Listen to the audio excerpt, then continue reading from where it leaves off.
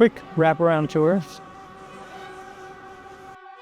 Best time to come to the museum is right before they close at 4 o'clock. It's free parking, and you can see there's no crowd.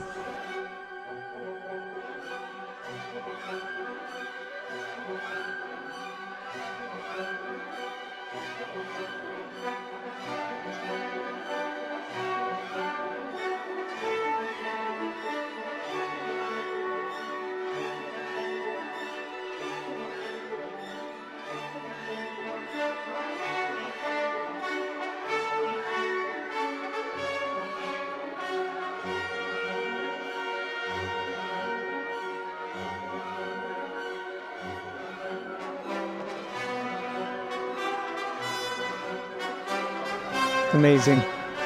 And it is huge.